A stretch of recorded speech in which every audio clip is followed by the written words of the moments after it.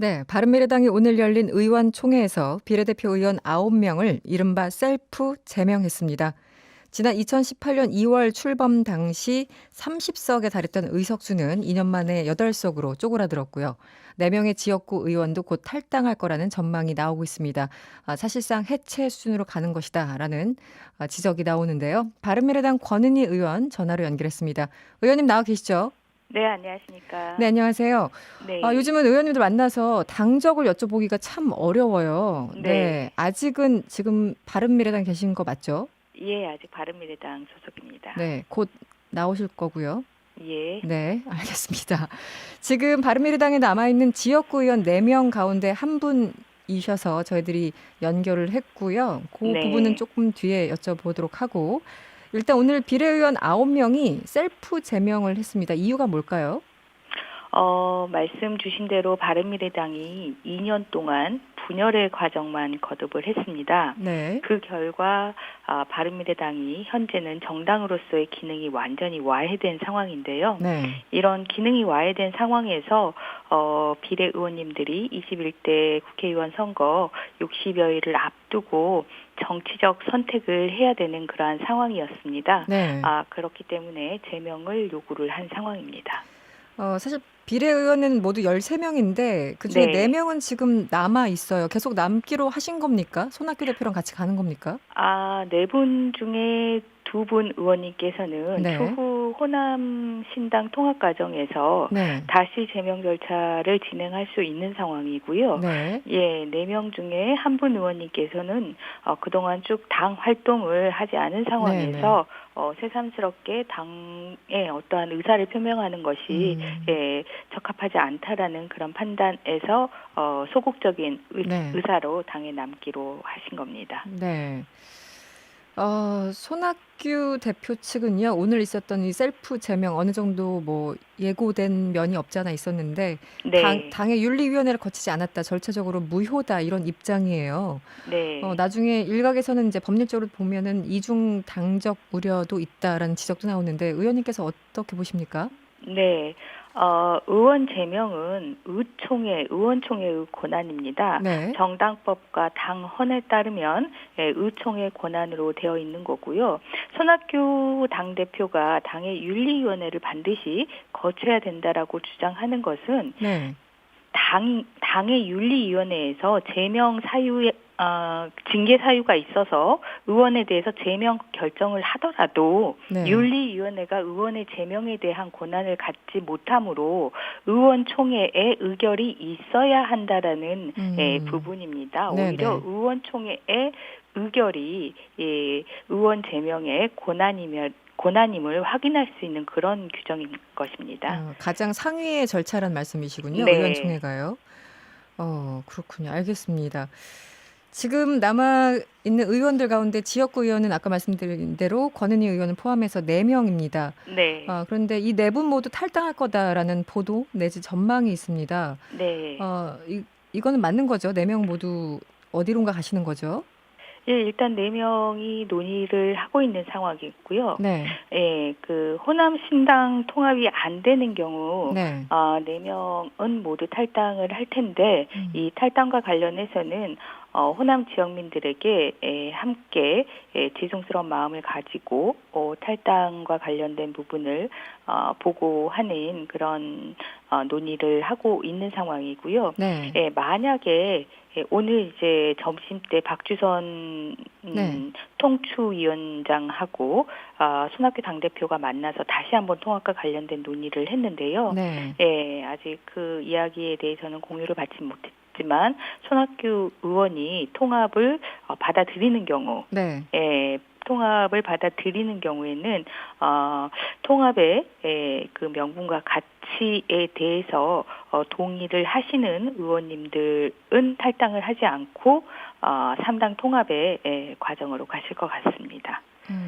그렇다면 지금 그러니까 원래대로 하면 바른미래당과 대한신당 그리고 민주평화당 이 세 당이 합쳐서 호남신당 혹은 뭐 민주통합당 이렇게 만들기로 했었던 거잖아요. 네네. 그런데 이제 손학규 대표가 마지막에 이제 추인하지 않아서 지금 이렇게 상황이 어렵게 된 건 맞는데 네. 그렇다면 두 가지 선택지가 있는 거네요. 네. 예정대로 3당이 합당을 해서 호남신당 이른바 거길로 같이 가시던가 아니면 국민의당으로 가던가 두 가지 길이 있는 겁니까? 개인적으로 의원님은 어떠십니까? 네 분 의원님들이 최종적으로 네.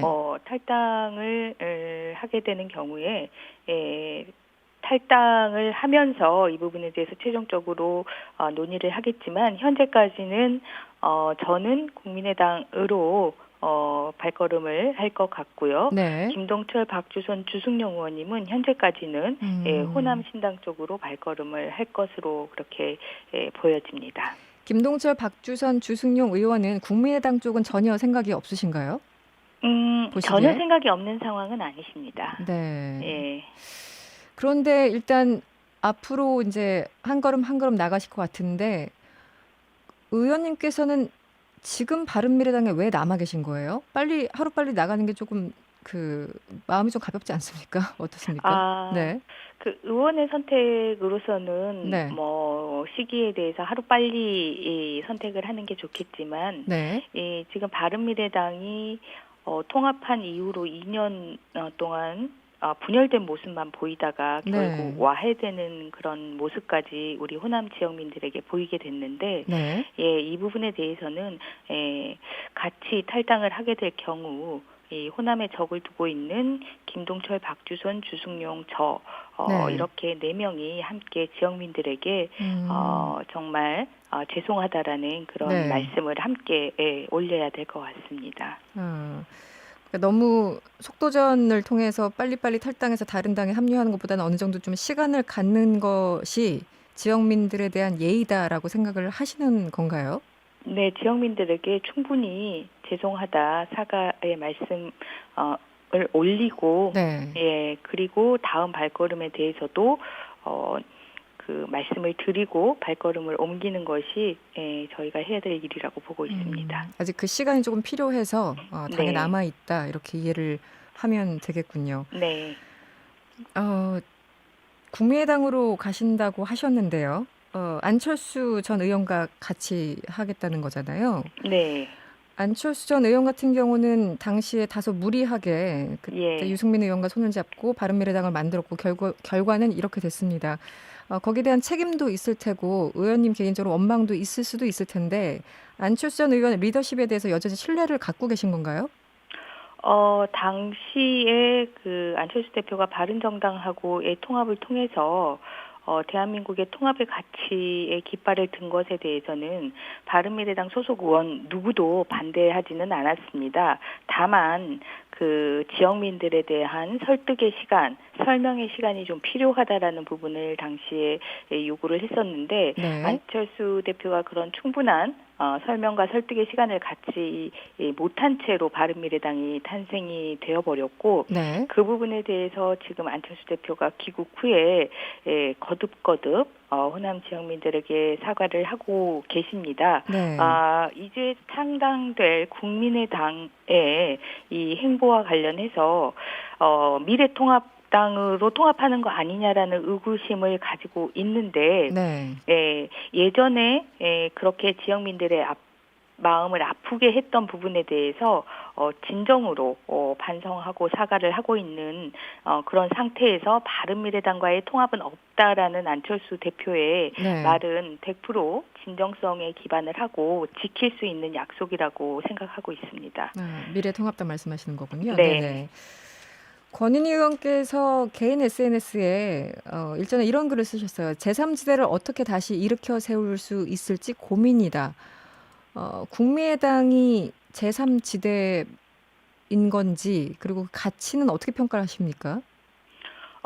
사실 기득권 양당 체제에 네. 국민들도 그 체제에 익숙한 상태입니다. 네. 그리고 정치인, 의원들도 사실은 기득권 양당 체제에 아주 익숙해져 있는 그런 상황이었고요. 네. 그래서 지금 제3지대인 바른미래당이 있었지만 몸은 제3지대에 있는데 의식은 양당 체제에 머물러 있는 상황이었습니다. 대부분이요. 네. 그래서 탈당한 의원들 대부분이 이 미래통합당이라는 양당 체제로 흡수된 것을 보더라도 이 몸과 의식이 분리돼서 의식이 제3지대에 필요한 이런 그 열려 있는 자세, 배제하지 않고 다름을 인정하되 문제 해결에 있어서만 실사구시적인 그런 관점을 갖는 이런 의식이 형성되지 않은 상황인데 바른미래당 실패의 경험 이후에 이 부분에 대한 그 논의가 있었고요. 네네. 그러한 의식들이 보다 철저한 정치인이나 의원들이 이제 남아서 국민의당을 창당을 준비를 하고 있습니다. 그래서 기득권 양당 체제에서 다당제 체제로 가는 과정에서 겪었던 과도기적 상황이 바른미래당의 상황이라고 보고 있고요. 그 과도기를 거쳐서 이제 보다 성숙된 제3지대의 정당인 국민의당이 창당될 것으로 보고 있습니다. 이 제3지대라는 게 너무 많은 사람들이 다양한 각도로 써서 굉장히 좀 추상적이기도 하고 잡히지 않는 부분이 분명히 있습니다. 하나 분명한 것은 당시 안철수 전 의원이 이 유승민 당시 의원과 손잡을 때는 호남의 지역에 기반한 것으로는 확장성이 부족하다. 중도층과 어떤 지역을 조금 포괄하는 그런 모습으로 나가야 된다라고 하면서 당시 당을 만들었잖아요. 네. 지금은 오히려 다시 지역으로 수렴되는 것은 아닌가라는 생각이 드는데 어떻습니까? 그렇지는 않은 상황이고요. 이 제3지대가 그 과도기적인 과정을 거쳐서 한 발 더 나아갈 때는 말씀하신 대로 이념으로부터 자유로워야 되고요. 네. 물론 개인 의원들의 이념적 정체성은 있겠지만 그런 이념적 정체성을 이유로 배제하거나 선호하거나 하는 그런 모습이 아니라 이념적 정체성의 다름을 인정하고 네. 받아들이는 그런 이념으로부터 자유로운 상황이어야 하고요. 지역에 기반한 지역주의에서도 반드시 자유로워져야 합니다. 네. 그 두 가지 자유로운 요소를 포함을 해야만이 이 제3지대가 진정한 제3지대가 바로 설 수 있다라고 보고 있습니다. 네, 마지막 질문인데요. 오늘 김어준의 뉴스공장에 이상돈 의원이 출연을 하셨어요. 네. 이런 말씀을 했습니다. 안철수 전 의원이 지역구는 불출마라고 했지만 네. 비례는 출마가 아니다 이렇게 주장하면서 비례로 들어가려고 할 것이다 이렇게 예언을 하셨어요. 예. 동의하십니까? 그 전망에? 정치에 애언을 하시는 분들의 네. 특성을 보면 본인들의 바람을 애언으로 포장하시는 그런 경향이 있는데 네. 이 안철수 대표의 그간의 정치 행보를 보면 가지 않을 길은 아예 가지 않고 가야 할 길이다라고 판단해서 가면 네. 반드시 정면 돌파를 합니다. 네. 우회로를 택하지 않습니다. 네. 그래서 이 비례 출마라는 우회로는 안철수 대표의 선택지에는 없는 그런 선택 사항이라고 네. 보시면 될 것 같습니다. 알겠습니다. 말씀 잘 들었고요. 지금까지 바른미래당 권은희 의원이었습니다. 오늘 고맙습니다. 네, 감사합니다. 여러분의 퇴근길을 꽉 채워드립니다. 평일 저녁 6시 5분 이승원의 세계는 그리고 우리는